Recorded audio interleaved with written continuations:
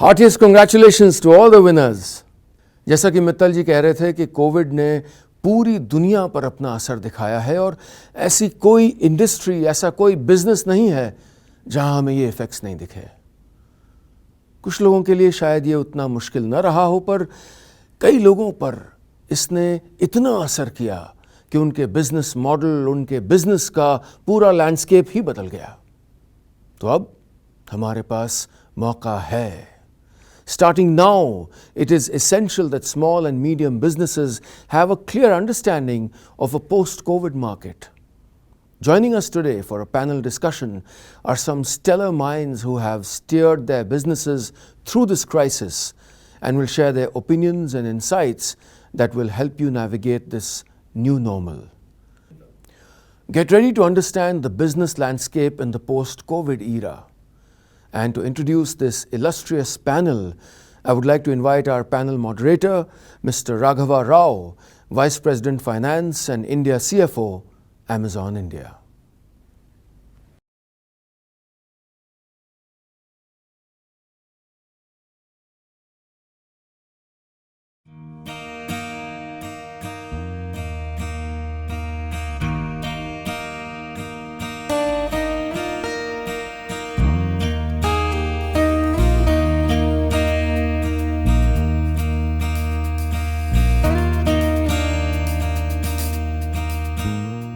Welcome everyone to Amazon's Sambhav. I have the pleasure of moderating today's panel discussion with four distinguished speakers, none of whom need any introduction. We do have Sanjeev Mehta, Chairman and CEO of Hindustan Unilever Limited, India's largest and most respected FMCG company. We have Rajesh Mago, founder and group CEO of Make My Trip, a company that has revolutionized and digitized travel in this country. We also have two leaders from the venture capital and private equity side. We have Kanwal Singh, who's founder and managing partner of Fireside Ventures. And we have Harish Chawla, who's partner, True North, and former founder of and CEO of Viacom 18. I'm going to be speaking about a host of topics, including COVID, the economy, the policy environment, and change in customers and customer behavior. Of course, let's get started off with customers and consumer behavior. So Sanjeev, over to you first. As leader of India's most respected FMCG company and with your finger on the pulse of India's consumption economy, can you just talk to us now that it's been a year of the pandemic? What changes are you seeing in customer behavior, and specifically your assessment of how much of it is going to be sticky and how much at the end of it when customers lapse back to pre-COVID? Would love to hear your thoughts. Yeah, if we look at it from a lens of consumer behavior, I think we have seen different aspects of behavior over the last 1 year. When the pandemic started, it was all about cocooning. Yeah, people were worried about stepping out. There was also the hard lockdown. Then there was the fetish for cleaning, disinfecting. Yeah. Then it was about immunity, strengthening your immunity, focusing on your health. And of course, there was also the environment, which resulted in a certain kind of behavior. Yeah, because people were locked up at home. So it became everything from entertainment to education to shopping. Now, if I were to look at it from a lens of first the consumer, first is as a company, we used to spend crores of rupees trying to inculcate the right behaviors when it came to cleaning and hand washing. But I think this is something which has moved up to a new level altogether. While the obsessiveness is starting to go away, but I think the good behavior are definitely going to stick because people have realized that's the right thing to be done. So goes with things like focusing on your health and immunity and being much more conscious about your fitness in a holistic way, not just the physical, but also the mental. When it comes from a lens of channel, there are two channels which stood out. One was, of course, the e-commerce, and the second was what I call as the renaissance of the humble grocer.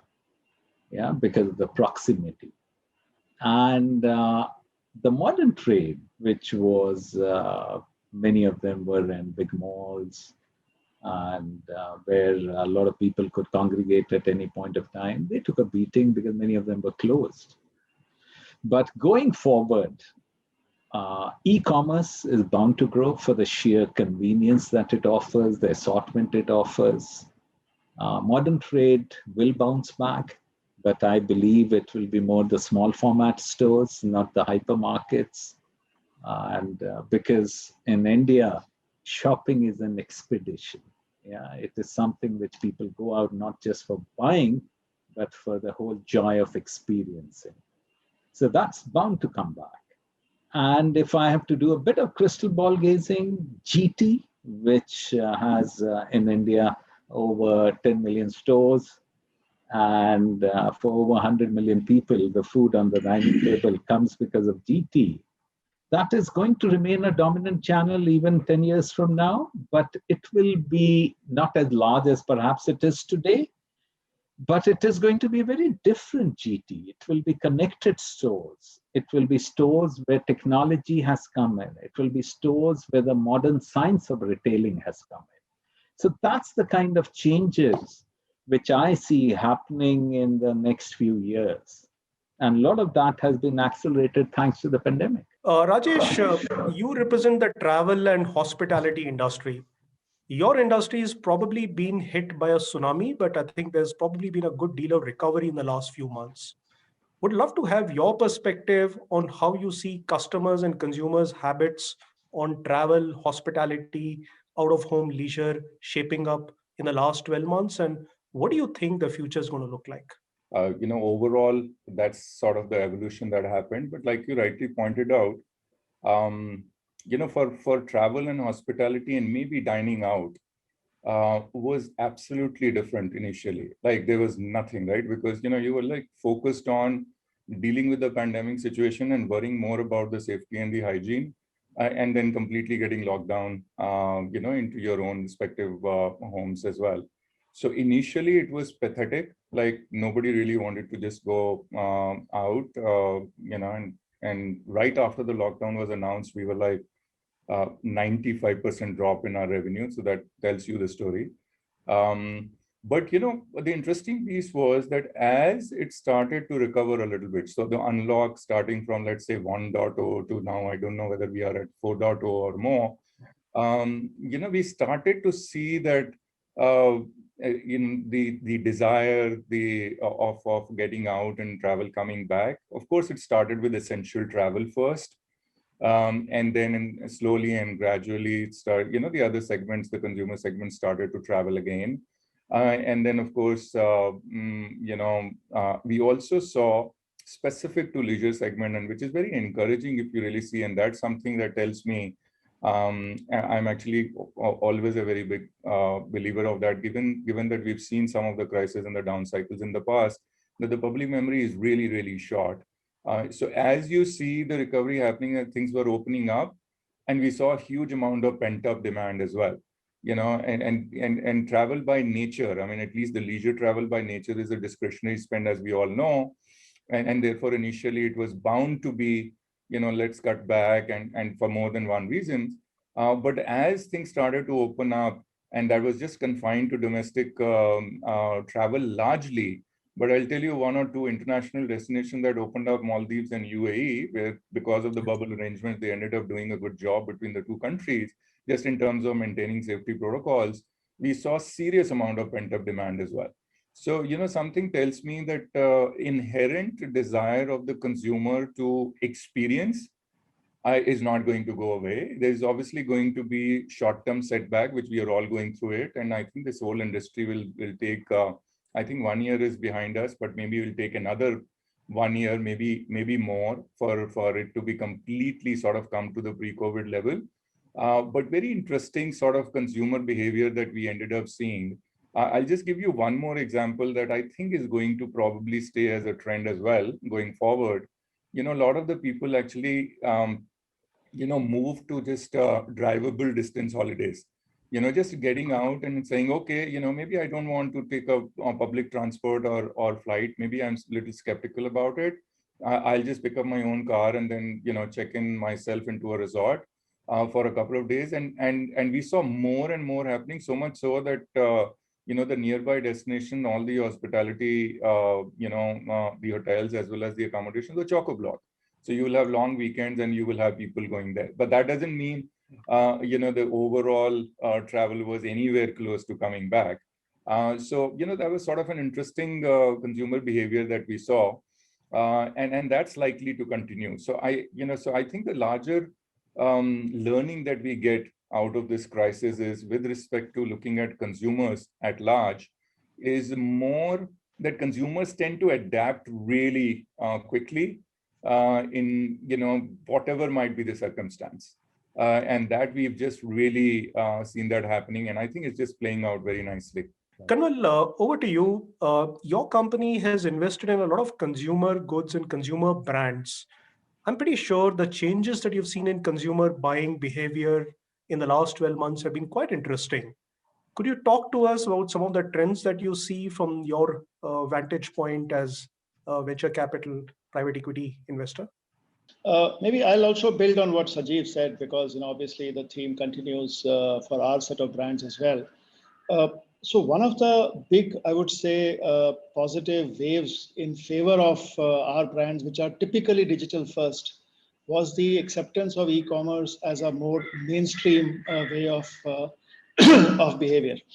And that literally, opened up the floodgates, because, a lot of our brands have seen 3x to 5x type of growth literally over the last 12 months.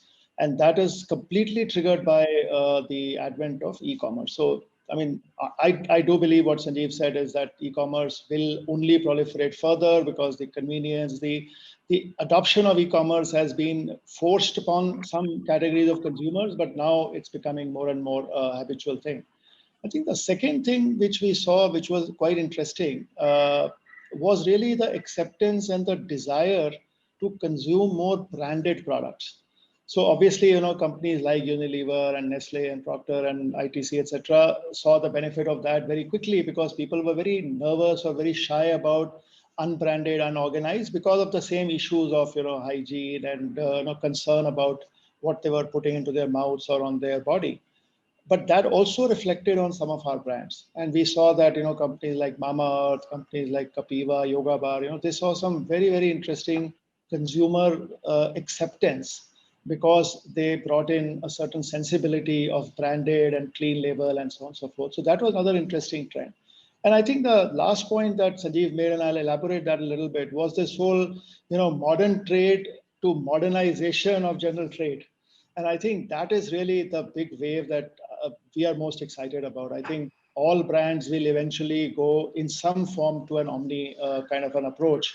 And having a network of millions of retailers who are better connected, more modernized, more accessible, is going to change the milieu for all of us. And extending that into the small town India is the other big opportunity we are seeing. Some of our brands, which were very millennial, very urban focused, saw some almost automatic demand. Companies like Boat, for example, they have seen some tremendous opportunity coming from small town India. And again, digitization, more adoption of e-commerce, these trends really helped it. So I would say all in all, it was a great time to almost, build these new age brands. And our belief is that this trend will continue, and we will see some very exciting brands coming out of India and potentially going global as well. Harish, over to you. In your articles and some of the notes that you've written, you talked about 2020 being the year of the reset. You also said what we have seen in the last 12 months indicates that there are new winners and new losers. So from your vantage point, what do you have to share with us on this new normal? I think, if you pull back a bit and you see what started in 2016, actually, that, suddenly our telecom prices due to Jio dropped by 95% almost. And that led to a wave of, 600 odd million internet streamers, I call them. And that's been the situation in the market for 4 or 5 years, that Indian consumption of data by Indians is the highest in the world at 12 GB a month. So that wave that set off in 2016 didn't really lead to the creation. It led to creation of a consumption of content economy, not a internet economy. But the pandemic changed that completely. So I think what we are seeing now is a result of all that work of the last half decade really now playing out, because customers now are willing internet transactors and not just streamers. So the smartphone is no longer just a small entertainment device in their hand. They use it for transactions, they use it for information, they use it for payments, they use it to buy things, they use it as their first point now. I think we'll see that even playing out even as we go forward. Their first point of discovery will shift from the real world to the smartphone now. And that wave has taken off in the West and in China, but that hadn't taken off here. So that, I think, that the fundamental difference that the physical world will manifest itself fully on the smartphone. And you can see young people even leaving their homes without their wallets completely. They are completely comfortable going out for a drink or a party, only carrying their phone. They are comfortable that their payment systems will work. They can give money to each other. They can spend in an outlet. They can buy anything they want using a payment wallet like Google Pay or Phone Pay.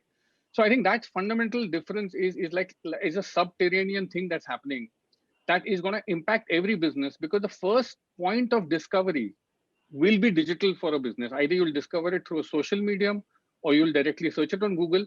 But it's rare now that you'll be able to do a good business by not existing digitally fully. So that's one fundamental thing. The second thing that changed is that the whole economy became from the internet economy in India was a push economy, and that has become a pull economy. So really, what really happens with that is that the behavioral shift in consumers is that they are now willing to pay for the services that the internet offers them. No longer it's just pumping them with discounts. They're willing to pay for delivery. They're willing to pay for convenience. They're willing to pay for the access that same-day delivery gives them. So I think that's a fundamental shift that at the underlying level makes it economically viable now, much more so than before, to build up an internet or a digital interface for your business. So I think those two factors, if you put them together, that the transactors have come in and push has become pull. And that fundamentally forces every company to rewire. And that's how the winners and losers get decided. Every company now needs to have its digital avatar, polished and as good as its physical avatar. It is no longer sensible. Of course, many companies will fail at this transition. I mean, that's something we've seen globally. It is not easy to bring this digital DNA into your organization. I'm sure many of us have run businesses where it's been impossible to do that.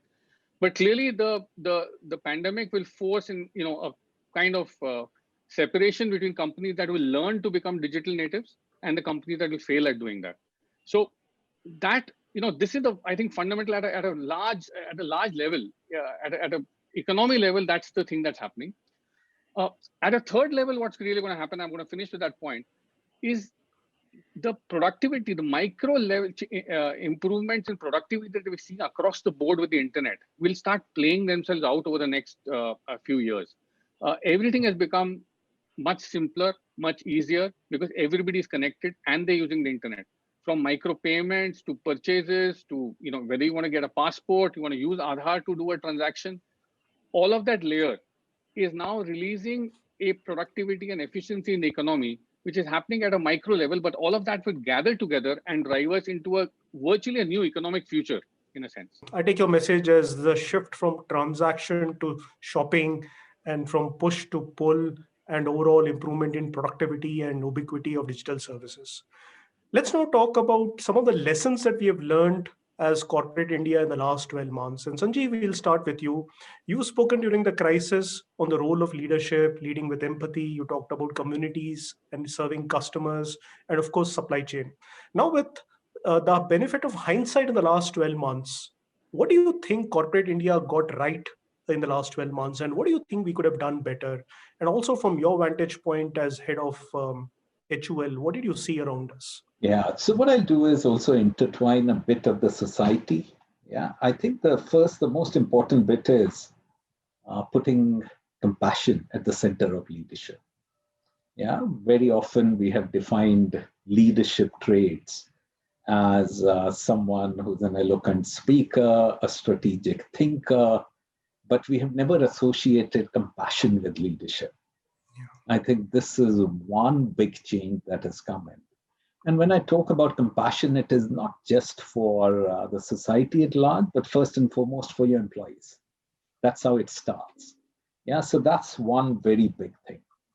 The second important bit is that, unlike what many people say, this wasn't a black swan event. This was predicted and it was predictable. And is it the end of ambiguity and chaos? Certainly not. Yeah, as Tom Friedman rightly said, there's a herd of black elephants stampeding across the landscape, and we might come across many such kind of situations going forward, whether it is water crisis, whether it is climate action, climate change, or what have you. So the important bit is being what I call as the brutal optimist, which in many ways is a Churchillian paradox. Yeah, blood, sweat, toil, and tears, but ultimately you shall prevail. I think it's very important for leaders not to shy away from the crisis, but to tell exactly what the scenario is. But then also, people crave for leadership during this time. So you need to be able to show them what's the way out. The other important bit is that over the last few years, organizations have gone for efficiency at a pretty high level. And whenever you have this kind of a scenario, and you can never ever predict all kinds of crises, then you need to be adaptive. Now, adaptive means, as opposed to operating at a very high level of efficiency, you need to have an inbuilt tolerance, spare capacity. Yeah. Only with adaptation would come in resilience, your ability to bounce back. Yeah. So you will have to determine, every corporation, where in your value chain you drive for efficiency and where in your value chain you build for resilience. Yeah. So this would be a bit different thinking. The other important bit is people have been talking about speed and agility. But one has pondered around, speed generally people look and measure in terms of time dimension, but it doesn't really work that way. When you really break it open, speed works on three platforms. One is your ability to recognize a problem or an opportunity. Second is, once you've recognized the problem or an opportunity, then it comes to a decision speed. Yeah. How quick are you to act on it? Take a decision on it. And last but not the least is the execution speed.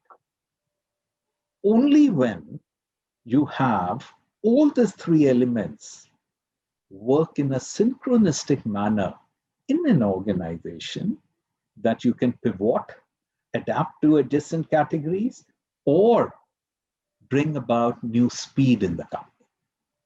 Linked to speed and linked to what I call as the recognition speed is what I call as sense making. When you work in a chaotic and ambiguous world, when you don't have perfect information, you have to have a trait of putting disparate data together and being able to drive sense out of it. Now, this is again will require organizational competencies. Yeah, it's not something which can happen. Of course, huge amount of data and analytics help the cause, but making sense out of that was something which this chaos has taught us. And then, very importantly, one has realized that the days of being a lone rider are over. We have realized today that even a nation today cannot solve this problem on its own, even the richest nation. Yeah, and this problem cannot be solved anywhere unless it is solved everywhere. Otherwise, there will be mutations. It will spread to other places. And so the days of lone rider are over. This is a bit contradictory to the fact that the world was moving away from globalization. Yeah. But if you look at the way the vaccines were developed, a normal vaccine takes anywhere between 4 to 5 years to develop, sometimes much more. But the ability to develop vaccine in one place, do the trials in another place, manufacture in another country has happened because I would say we have again started looking at it. Can we go back to the principles of globalization and solve the big intractable problems facing humanity? So there are a huge amount of learnings coming out of it.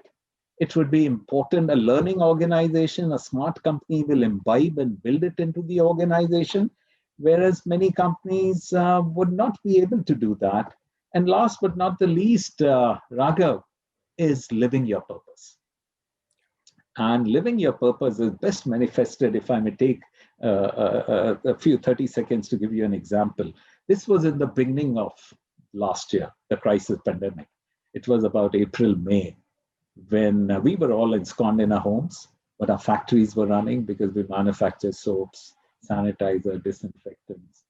And I used to do calls with the factory teams because they were the guy and the sales guy. They were the guy out in the open, still working, stepping out of their homes. And I remember speaking to a factory worker कि आपको कैसा लग रहा है? हम घर में बैठे हैं, हम सेफ हैं, लेकिन आप रोज घर से निकलते हैं और फैक्ट्री में जाते हैं, आपको कैसा लगता है? तो बोलता है कि सर, मैं यहाँ पे आता हूँ साबुन बनाने जिससे देश की रक्षा हो. That's purpose. Awesome. So whether it is an individual purpose or an organizational purpose, that would be your true north. Fascinating, Sanjeev. That's truly inspiring to listen to those softer perspectives on leadership. Rajesh, what's been your personal experience? You spoke earlier saying your revenues, at least in the initial part of the lockdown, were decimated to about 95% of what they were. That must have been a truly difficult time for your team. How did you, as a leader of that organization, having survived many crises before, lead through that? What were your lessons? Would love to hear them. Sure. I mean, and like you said, it was a mega crisis. It was actually a mother of all the crises that we had seen in the past, not even remotely close to anyone what we had seen in the past. Of course, when you go through any crisis, there is a tremendous amount of learning, and we had few in the past. And, we obviously, you tend to apply those and use those when you have another a crisis at your hand. But this was of a different magnitude, clearly. And the experience was crazy, and I was just it was fascinating to hear what Sanjeev was saying. I mean, clearly a pro on leadership talk. But let me tell you just some of my experience personally at Make My Trip and how the whole thing went away. I guess the real immediate issue at hand at that point in time was, given that it was sort of bolt from the blue, came from somewhere, maybe could have been predicted, not predicted, etc., but just hit us. I don't think people anticipated, and people did not anticipate this sort of impact immediately. Although we had some sense of it coming from China, given that we had some association there, but we saw, maybe we were a little bit more educated about it than many others. But clearly nobody really see the serious impact of it. Nobody really anticipated that it's going to be a complete country lockdown. And then I remember talking to some of the peer group, CEOs in the Western world. They were like completely surprised and shocked that the whole country was locked down, a country like the size of India. So it was completely a very different situation. So on the ground, the situation was basically twofold. As in the hindsight, if you really see and do the analysis, one was the immediate crisis and how do you deal with the crisis management, right? So, I mean, and there, at least my personal learning is that you don't have to, actually there's no real room for thinking there, you have to act. So you have to immediately get into action, get into execution mode, because, if there is a time when people look up to you and look up to leaders, it's the crisis time. Probably the most, right? Because that is the time that you have to demonstrate that. In a steady state scenario, of course, you would be doing, and I'm sure there would be expectations from leaders, but during crisis time, it's very, very different, because everybody is insecure, everybody is worried, especially our sector, which was like literally decimated. And therefore, what you needed to do was to basically how quickly can you just get your thoughts together and get into action and first address your people. And you know, and Sanjeev gave an example of his calls with the factory workers. I can tell you, I can't even count the number of Zoom calls that we would have done with the people, because there, I think the softer aspects have to be extremely, extremely important. You know, when it comes to the leadership behaviors that you have to demonstrate. And when I say softer aspects specifically, you would see, you know, you will have to have a different level of transparency. You know, you got to be transparent, you got to be upfront, you got to be just straight and telling the bad news. And how you tell that bad news could be very different. And that is where the compassion comes into play. And let's say if there are some harsh decisions, and I don't think there would be any business who would have probably not got into taking unfortunate and harsh decisions, and we were no sort of exception as well. Of course, these are very tough decisions, but our focus was on the how part. You know, how can we try and go out of the way to soften the blow, if you will? If you had to, let's say, had to do some right sizing, if you had to have pay cuts, how are we going to set the tone by leading by example?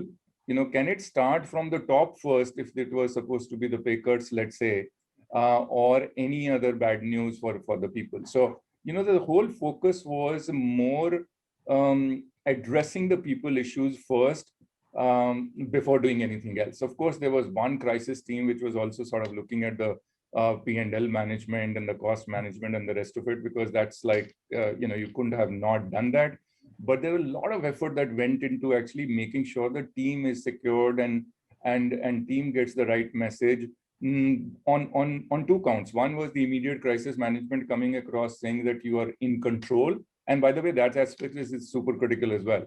You can't just not be appearing to be in control. See, you may be going through whatever, you know, in terms of in your own mind, the level of stress and all that.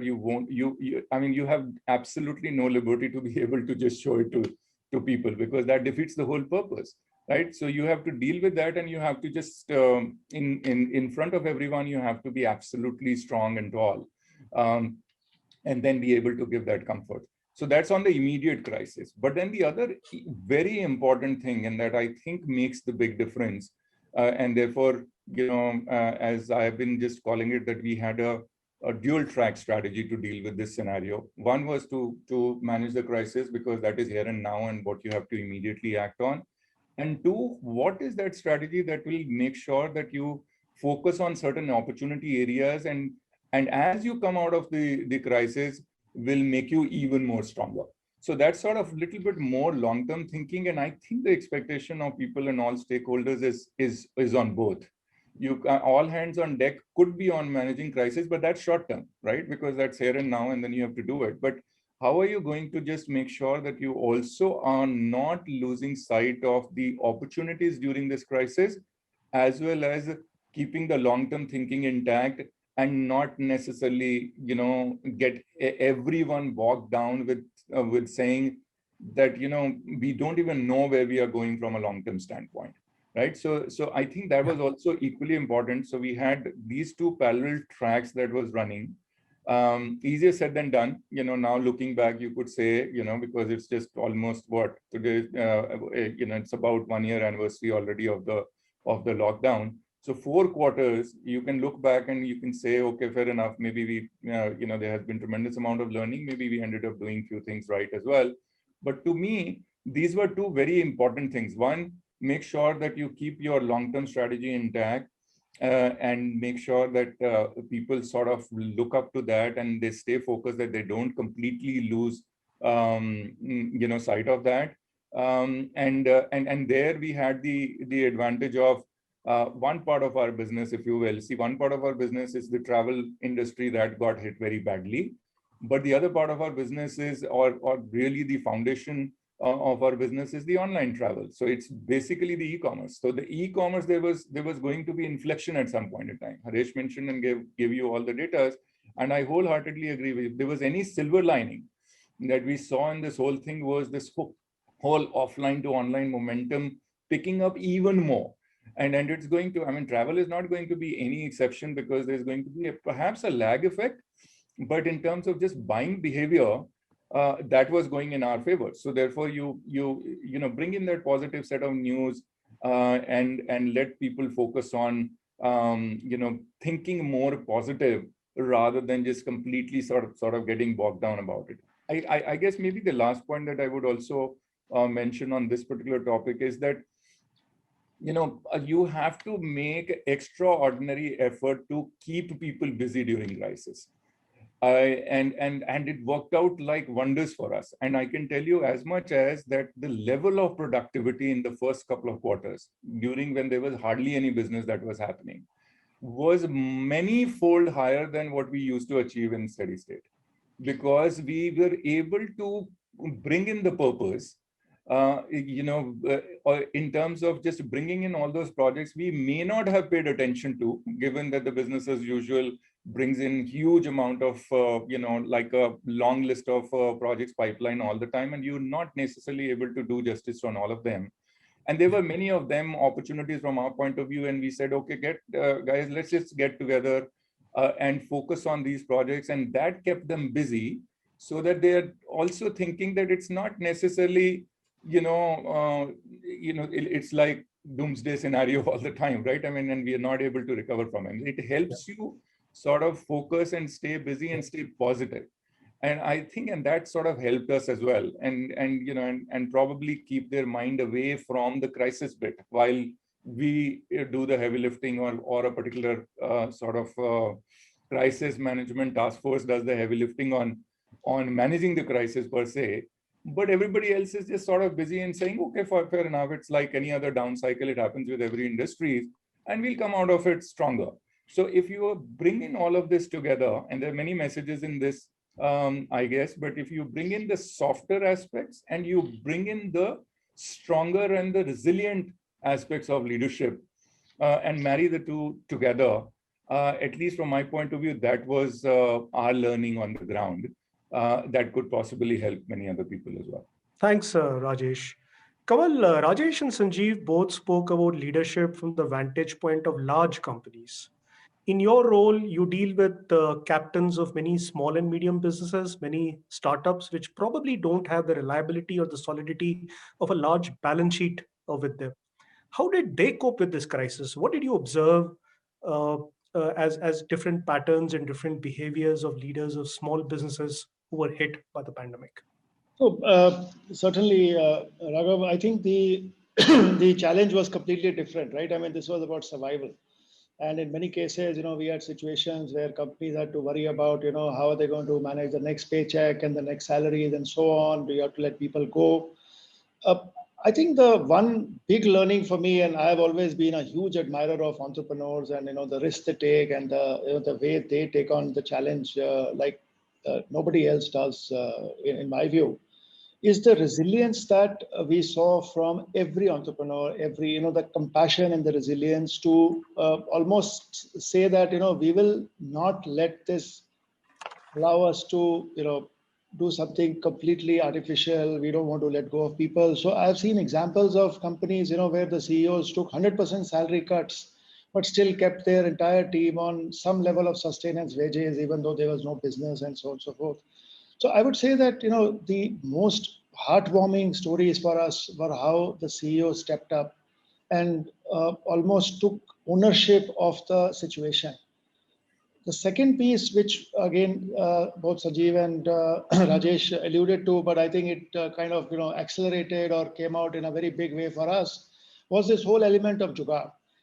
Again, entrepreneurs are by nature extremely agile and very experimentative and willing to pivot multiple times as required. And we saw some amazing examples of our companies taking on some amazing pivots around the businesses, because if this is not working, let's try something else. And I think we were joking before the panel started about the demand for the uppers and the bottoms apparel. We have a company called Fable Street who launched a work from home collection, and it was like more loungy bottoms and more formal tops, and it really started showing some results. So I think the innovation, the spirit of jugaad, the ability to almost like the famous saying, right, never let a good crisis go waste, I think that came out in spades. And the last part, which I really want to highlight, is just the ecosystem came together wonderfully. I mean, I can tell you, Sahil Barua from delivery called me up and said, listen, there is a huge issue with logistics, especially in that May, June, July timeframe. And they were totally busy because every large company was like scrambling, including yourself, to find the right way of delivering the products and so on and so forth. But he said, Kamal, I know the young companies are struggling. How can I help with my logistics, my warehousing capabilities to your companies? Hari Menon from Big Basket saying, we have seen tripling of sales, but we don't want to ignore these smaller companies. How can we help them? So I think the world, if I can be very optimistic and almost philosophical about it, I'm really hoping that the world comes out better as a fallout of this crisis or as an outcome of this crisis, and more caring, like Sajeev said, more purposeful. And that's really my net summary of how well the entrepreneurial community came together to fight it together. Harish, with you, we'll zoom out a little bit. You've seen what happened in the country. The government sort of grappled with saving lives and saving livelihoods, and it's not an easy balance to maintain. From what you've seen, what did corporate India get right in the last 12 months? And what do you wish or what do you think could have been even better? Yeah, so Raghav, the way to look at it, like it's a, it's a shock, and the shock, galvanized some companies into action. So you saw some companies really, pull their teams together, and make moves to actually gain from the crisis. And we've seen that in a lot of sectors where, this idea that you can play to your strengths in a crisis because you have the cash flows, you have the balance sheet, you have the brand. There is a flight to safety among consumers. And if you're able to now even hop onto the digital bandwagon, so I think a lot of this, you will have to look at how the shock is dealt with by a company, and that I think defined a lot of what happened over the last 12 months. Several companies clearly, it almost like the tide runs out and who's standing naked. So there are companies who were who adapted, they got their supply chains together, they galvanized their teams, and focused on actually delivering. And we saw a lot of that in the packaged food business, for example, where the demand just ripped through the roof, and companies then absolutely went with both hands and grabbed the opportunity. We're seeing the numbers today from those companies. So they've used this opportunity to actually cement their market position and grow them. Equally, if company had lower market share and had a smaller market share and had a, let's say, lazier competitor, they again have managed to, change the order of the pecking order in several businesses. But equally, you saw several companies just come under severe pressure, which is because, if you are going into the pandemic, if you were not a strong business with strong balance sheet and strong fundamental and strong team, clearly the pandemic it's going to wipe you out. So a lot of inefficient businesses have been culled. So that's a dynamic we'll see now playing out over the next few years. That market shares of several firms will go up, even though markets have shrunk. Several markets shrank through the pandemic, but market shares of several firms have gone up. There are new competitors that have come into the market, and a lot of blurring of boundaries between businesses have happened. In a sense, you'll find that today, smaller brands are actually using their position to, Mama Earth, for example, Kanwal, that's a great example of how a company has grown 4-5x and really is ready to, in the next few years, start threatening much larger competitors.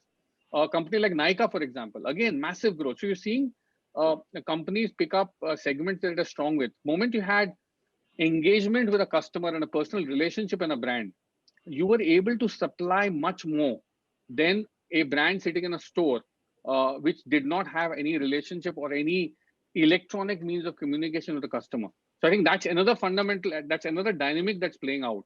It will become imperative for many companies in this country to develop digital channels to have a relationship with consumers, which the startups essentially are born having. It's in their DNA.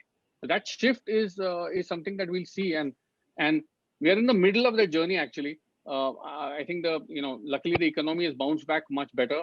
Though even now we are seeing a second wave probably, but the fact is the economy has bounced back much more.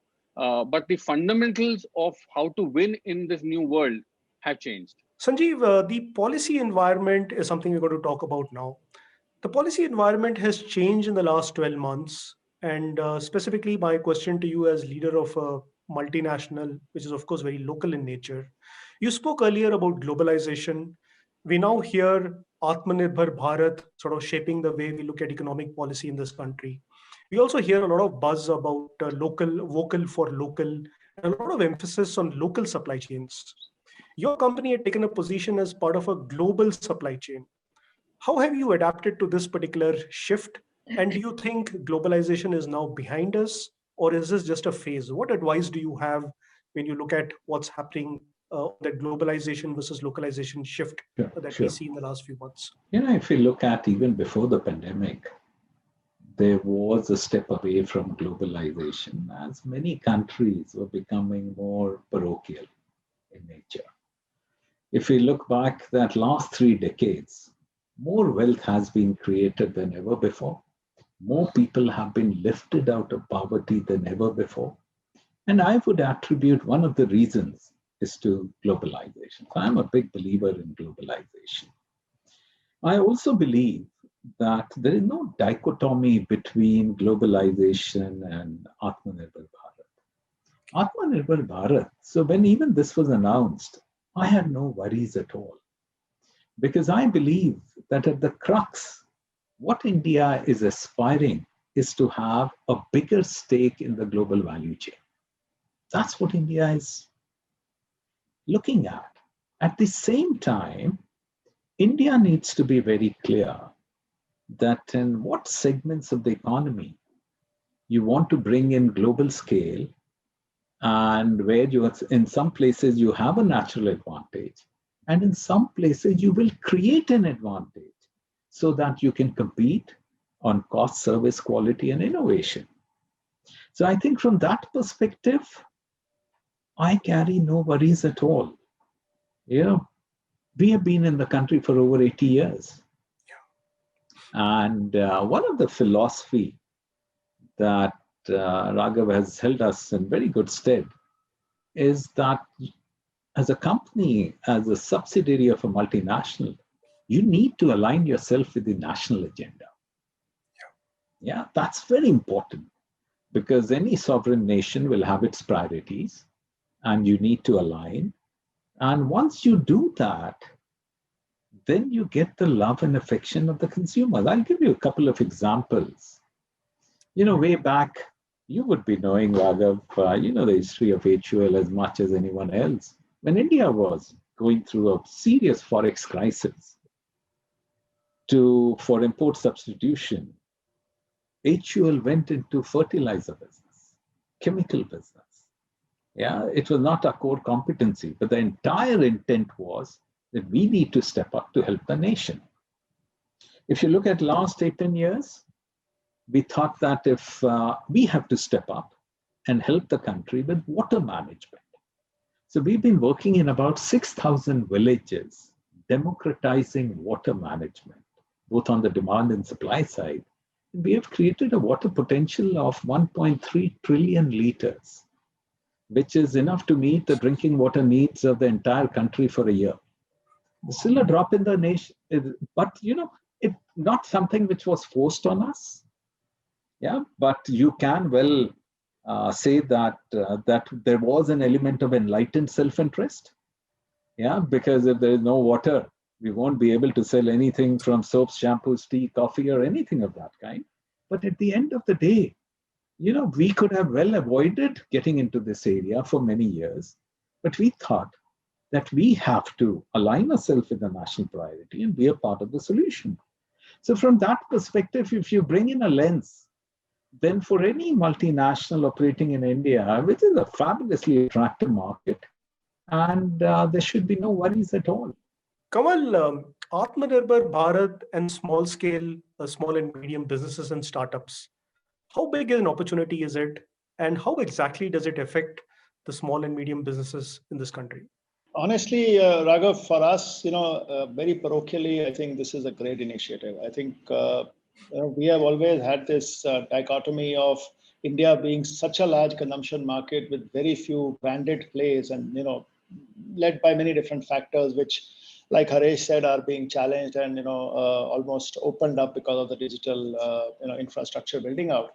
So for us, the fact that we can bring in not only scores but hundreds of new brands, and encourage an ecosystem where more and more local brands proliferate. They understand local consumer, local insights. I think to us that is a huge opportunity that has opened up. Infrastructure is building out, consumers are looking for choices, and the government is supporting some of these initiatives. So at one level, I would say it's an amazingly opportunistic moment for brands like the ones we deal with. On the second hand, obviously this whole focus on promoting local production, of trying to make supply chain, like Sanjeev said, for the global markets is another very interesting thing, because our businesses are extremely fast in terms of innovation, rapid prototyping, a very lean inventory management. So the entire ability to have a system which can be really propelled into a very fast turnaround kind of opportunity. Currently some of our company like boats, for example, source largely from China. And that becomes a huge bottleneck. You have to plan 3 months in advance, and you have to almost plan completely differently than you could if you had the opportunity to do that in India. And the last piece, which I personally believe and am most excited about, is the opportunity not only to build great brands for India, but Indian brands which can actually take the story global. And we are seeing in very small measures, brands like Vadam and Ayurveda Experience, who have actually built meaningful businesses in, almost mainstream consumption areas like the US and Europe and so on. So there are multifold, almost vectors that I am seeing as positives from Atmanirbhar Bharat, and actually it's a huge positive for our brands and for our business. Rajesh, your company has been a big beneficiary of digitization. In fact, you've digitized the act of physical travel in terms of discovery, booking, reviews, etc. Looking back and looking around you on what's happening in terms of digitization, what's your expectation on the policy side? What do you think is working well? And when you see what can be better in the country? So let me tell you what is working well. And I have the sort of advantage of seeing what was there 10 years ago. So one can sort of do the comparison of 15 years ago. I think what is working beautifully and largely been driven from everywhere, including the central government, is the payments ecosystem on the digitization side. I remember the time when we used to have one payment gateway system, and I'm sure Haresh would bail me out on that. Way back in, let's say, 2000, and maybe 2000 was just very early, but even 2005. And from there, where the evolution that we've seen in front of our own eyes, and last 5 years sort of powered by smartphone as a preferred device, not only the overall digital multiple options of making payments, let's say, and then UPI, and then we are, actually already have a, NPCI sort of parallel companies coming up and so on, right? So huge improvement in overall digital payment ecosystem, I would say. That is one big thing that has happened. And then the second one is, which we were, a lot of the e-commerce companies were sort of struggling earlier, that we used to have a bandwidth related issue, right? I mean, I'll tell you, till 2010 when we IPO'd, the broadband number of users used to be 10 million, whereas the overall internet users used to be 120 million. And now for the last, thanks to the telecom sector as well as smartphones and the bandwidth improving from a telecom last mile standpoint, now pretty much everybody's that problem is gone. And then that has been a huge sort of improvement that has happened on the bandwidth side, because these are the foundations of the e-commerce businesses, if you will. Because if you don't have that, then the experience is going to be very bad, and they're going to be all kinds of issues. So these are like great sort of amount of improvements that we've seen over the past I would say about a decade or so, where I think we can continue to keep building on these. And this is definitely this inflection, the COVID giving sort of inflection point on consumer behavior, fast changing into, from an offline buying behavior to an online behavior, is also going to help us. Where I think we, specifically on policy making specific to the digital world, that we need to see is where the noise is these days, right? And there I think we need to be very, very careful. I do see a lot of the efforts being made, but I at the same time also see huge amount of gaps also that you see. So for instance, draft e-commerce policy. So when we are looking at an overall e-commerce as an industry, the good news is that there's a lot of attention being now paid to this industry, which wasn't the case a few years ago. That's great news. But where we need to be super careful is that we actually go deeper into understanding the various aspects of the business, whether it is about data security, whether it's about privacy, whether it is about different segments who are operating on in the e-commerce space, because there are different sort of policies and different aspects of the policies that are, whether it is a foreign direct investment policy, or there is a consumer side of policies and the laws that are already in place, and then there is the technology, the data security side, and then there is a bunch of indirect taxes and indirect taxes laws and all of that. When you try to bring all of them together, and you say that, okay, e-commerce industry needs to be looked at it differently, I think so far we are messing it up a little bit.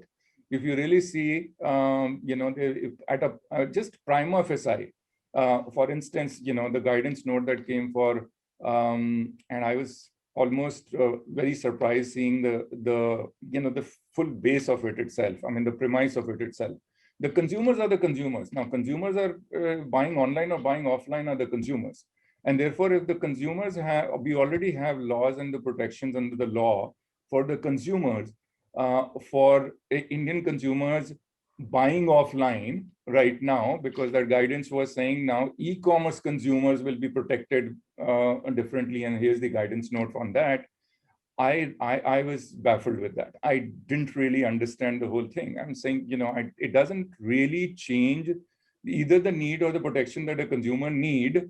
Effectively, there would be nuances. Of course, you will have to be careful on some of those nuances that you might have to add, but fundamentally, it's not very different. I mean, conceptually, it's not very different. And that's just one example of that. And similarly, I think we just need to be careful. And therefore, the good news again is deliberations are happening. And if we are able to make sure that we are able to come up with absolutely fair and objective guidelines, and also, another, I think one of the important aspects that we need to keep in mind, and a lot of people have been talking about it, industry experts, policymakers and all, is about level playing field. I think we just need to understand the level playing field. In what context are we trying to say that? So level playing field could be between now, I mean, unfortunately, it could also become an online player and an offline player. Earlier, the narrative used to be, let's say the foreign based companies, the online companies, and we had those issues that there would be nuances where there may not be level playing field, like a second factor authentication as an example, that Indian registered companies will have to go through a second factor authentication on payments. Maybe the foreign nationals were not for the longest time had to go through the second factor authentication, and I call it as a level playing field. Good example of a level playing field. But then fast forward, and if we try to say that now, let us start making a distinction between, or we need to think about deeper, that how do I create a level playing field between an e-commerce player or an online player, and mind you, basically that player is also underneath the platform is doing the same product, selling the same product and services that the offline player would be selling. How do I, it's complex. It's not easy, mind you, it's complex, and therefore it needs to be thought through. I think that environment, we need to be a little bit more careful now, hoping that we don't end up taking any regressive steps, which are sort of not really well thought through. I don't doubt the intentions here, but I think it's just a lot more time and resources investment that has to go into it in terms of understanding, getting the understanding right. And then to be able to. So, because all of those things then end up creating huge amount of distraction and noise, and the narratives change, and then everybody gets insecure and gets distracted, and which is, I don't think is the intention at all. right? So that aspect, I think we need to be, as a country, as industry players, as working with the associations, working with the government at all level, we should make sure that we get that right. And I think it's a joint responsibility. Is not responsibility of one particular sort of society forums or government for that matter. And that's the only thing. Otherwise, I think in terms of just infrastructure building and strategically thinking about digitization in the country, and there are many examples, as you know, I think that hump we've crossed, which was, therefore, there is that we are, I think as a country, we are on our way in terms of just continuously keep thinking about infrastructure upgrade. And that's great news. But these are the only aspects I think that we should be a little bit more careful so that it doesn't kind of take us back few steps after having taken many steps forward. Sanjeev, I can't resist asking you this since you spoke about the softer aspects of leadership. What does the future of workspaces look like? Will it be back to office, or will people continue to work from home? And what does the future look like? And more importantly, as a leader, how do you inspire people when you're just connecting with them over Zoom meeting? First is, I think, like many people started writing an obituary of a physical workspace. That's wrong. Similarly, if you expect that classical 40 hours or 8 hours every day, 5 day or 6 day, that's also bound to change. And so there would be, I believe, thanks to the pandemic, a much better balance. Yeah, there'll be some jobs which can best be done and you don't need to come. And if the employee is happy, then they can work from home. But there are many people, at the end of the day, human beings are social animals. There is a lot called something called social capital. You don't want to destroy that. And, in our place, we have created a fabulous work environment and people love to come. So they want the offices to open up. At the same time, I used to travel to UK twice a month. And since the pandemic, as the executive board of Unilever, we have been meeting more frequently than ever before. So again, there is going to be a balance. And I don't think we are going to, sorry, Rajesh, we're not going to travel mindlessly. There will be travel. Yeah. And, I miss travel now. On the way to London, I would finish reading a book. And but it is going to be a much better balance, I would believe. Okay. Yeah, which will enhance the effectiveness of the organization as well as the employees. And I think that would be another good which would come out of this crisis. Harish, I'll let you have the last word. You've spoken about this year and last year being a little bit of a Y2K moment for India and the Indian economy. If you were to look at it through that lens, what do you think the next 10 years is going to look like? And if you were to go back in time in the future, what do you think would change for India? And what would India in 2030 look like? This is what we've seen in the pandemic. Yeah, long question. I'll try and give you a short answer. No, so I think just remember that in the Y2K, near 2000, India ended up exporting brawn and not brains. I think this time the opportunity is fundamentally different at two levels. One is that we are probably the most digitally savvy consumer market in the world now outside China. I mean, we have better infrastructure, better mobile smartphone usage, better ability of the startups to use the capacity of the smartphone well than even the West or Europe actually. So that gives us a edge actually as we develop software for the Western world. So one is that the demand for digital transformation is now across the globe. India has the talent that can serve it. So it's not, we have the talent to actually build solutions for them. The second thing we have is the ability to make products because we are building them for our own country and we build those capabilities and we export them all over the world. So I think those two vectors, one is of providing digital services, not just, coding manpower. And the fact that we can sell SaaS solutions and digital solutions across the world. There is a bank which is being launched in the US out of India. You've seen the success of Zoho, Freshworks, and even Zenoti and all these companies across the world. So I think suddenly you find that India can play a very different game in the world when it comes to being in the global supply chain. And that is digital talent. We have millions of engineers who can be reskilled to actually code well. Smart people who can code well, who are living in an ecosystem that's smartphone friendly, mobile first. And we are now, first time we are in a situation where we can lead the revolution. And China is giving us the space to do that. So I think that fundamentally will define a lot of what will happen over the next decade.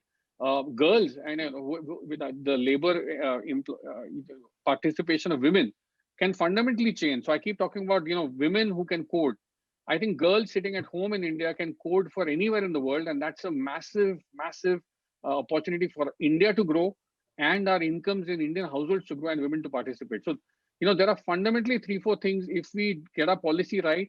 And even if you don't get a policy right, remember the Infosys, the TCS were built outside the pale of policy. But if policy can support this, frankly, we have a revolution sitting on our hand over the next 10 years. Thanks, Harish. Thanks, everyone. It's been a pretty fascinating 1 hour where we have covered a wide variety of subjects. Thank you for your time, and it's been a pleasure talking to all of you, and it's been a pleasure having you on our talk session. On behalf of Amazon Thank you, Sambhav, I wish you a good day and thank you very much.